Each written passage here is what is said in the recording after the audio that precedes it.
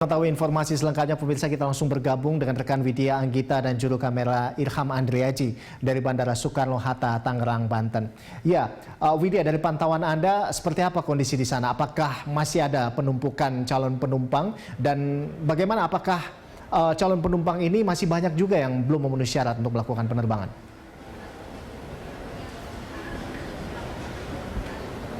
Ya, Orlando dan juga pemirsa, data dari Angkasa Pura II sejak 15 hingga 18 Mei lalu ini untuk aktivitas penerbangan di Bandara Soekarno-Hatta ada sekitar 625 penerbangan untuk aktivitas rute internasional, domestik, kargo, kemudian ada aktivitas untuk repatriasi WNI dan penerbangan khusus. Kemudian juga namun dari pihak kantor kesehatan pelabuhan Bandara Soekarno-Hatta Tangerang menyatakan dari 625 penerbangan itu ada lebih dari 100 calon penumpang yang ditolak oleh pihak KKP karena tidak membawa kelengkapan dokumen dan juga tidak sesuai dengan surat edaran gugus tugas COVID-19 nomor 4 tahun 2020. Karena memang sejak 15 Mei lalu dari pihak bandara dan juga pihak Angkasa Pura II sendiri ini sudah memperketat dari antrian penumpang, mulai dari pos 1 atau pemeriksaan yang pertama. Ini calon penumpang wajib untuk menunjukkan dokumen-dokumen seperti identitas diri, kemudian tiket penerbangan dan juga surat kematian dan juga surat tugas. Kemudian di pos yang kedua atau di pemeriksaan yang kedua ini calon penumpang diharuskan untuk mengisi formulir kartu kewaspadaan kesehatan dan juga formulir epidemiologi. Dan di posko yang ketiga atau di pemeriksaan yang ketiga ini barulah dilakukan verifikasi surat kesehatan dan juga verifikasi surat keterangan bebas COVID-19.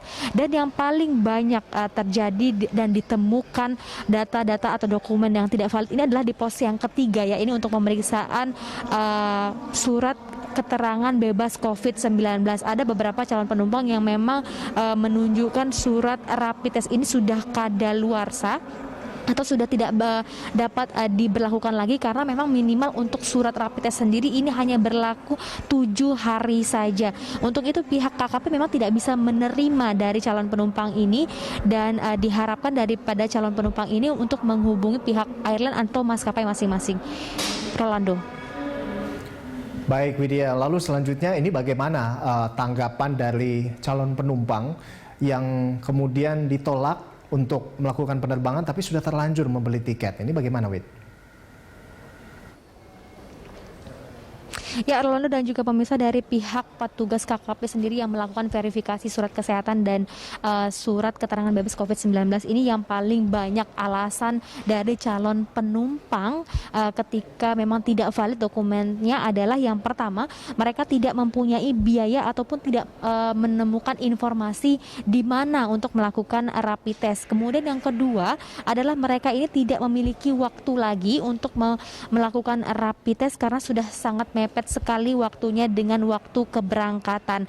Dan di antara mereka calon penumpang ini dokumennya yang tidak lengkap karena ada yang membawa surat tugas, namun juga ada yang tidak membawa hasil rapid test.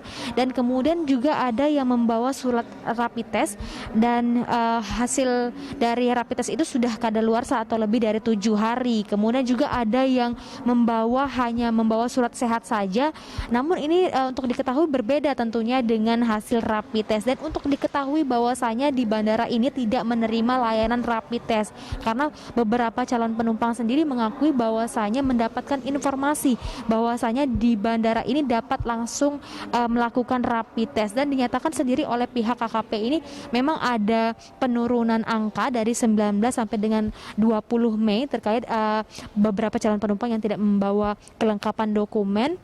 Namun hingga dari sejak pagi tadi hingga siang hari ini menurut pantauan kami di bandara, ya, ini ada 2 calon penumpang yang memang tidak lengkap dokumennya.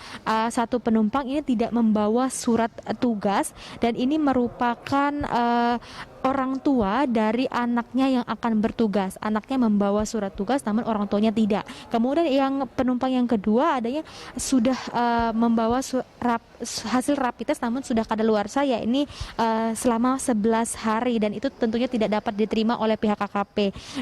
Dan tadi untuk dua penumpang itu tidak bersedia untuk memberi tanggapan dan langsung segera melakukan proses dari refund, karena untuk penumpang sendiri yang ditolak oleh pihak KKP dan bandara sendiri ini untuk pembatalan penerbangannya dapat melakukan refund dan juga ada yang melakukan penjadwalan ulang dari penerbangannya.